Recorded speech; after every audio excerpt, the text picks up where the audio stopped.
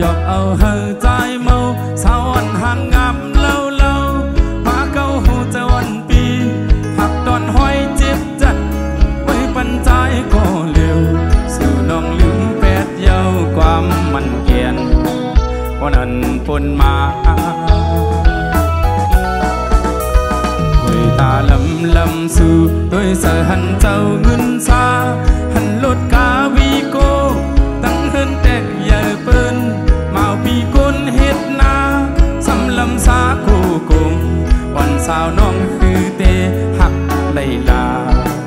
คนผ่านเจิงเฮา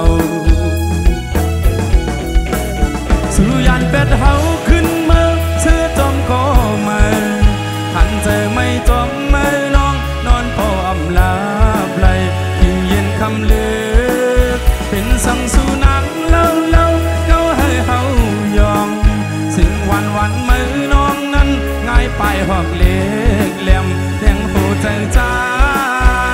เจ็บเยาภายนอกเย็นเย็นก็อำหอนเย็นกัดตั้งเนอกางเกอกใจเตง่ายไฟไม่หุบเผาเฮือไหลจึงตกยำกำหน้าอกห้องเสียนเก่นเปยินกูนอตังหักอ่อนเหมือนหนังสือนางกินได้เลยกินหวานๆในขนมเดินสีตุ้มหลังปั่นจุ้ยเดียวค่ะก้อนขอในขนมสีตุ้มหลังค่ะขอบใจค่ะ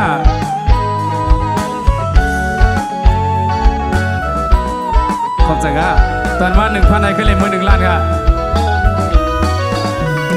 ทางสู่เตมอเลียนลากยกเอาเฮอใจเมาสาวอ่อนห่างงามเล่าเล่ามาเก้าหูจะวันปีผักตอนห้อยเจ็บจัดไว้ปันใจก็เร็วสู่น้องลืมแปดเย้าความมันเกียนวันนั้นปนมา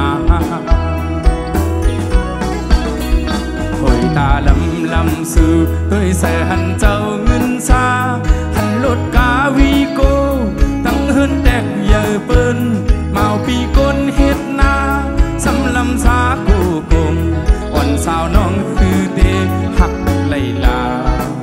คนผ่านเจิงเฮา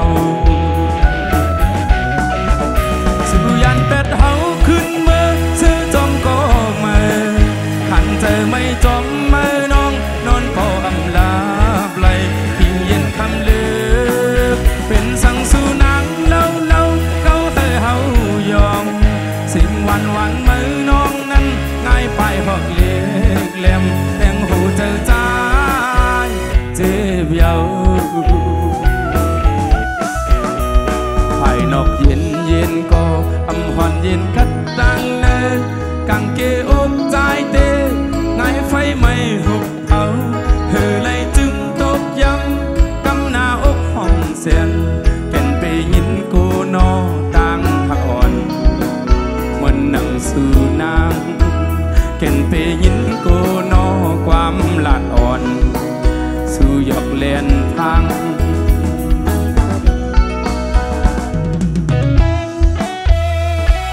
ย้อนสู้ส่งถึงวันให้พี่น้องพ่อค้าคุณก็อยู่ดีกัดเย็นให้รถที่เข็นมียังมีแท้ไหนกันหน่อยย้อนสู้ปันหนังไหนค่ะสิ่งตุ้มือปันจุ้มแต่ถึงมาแทงกำหนึ่งค่ะก้อนขอไหนขนมค่ะ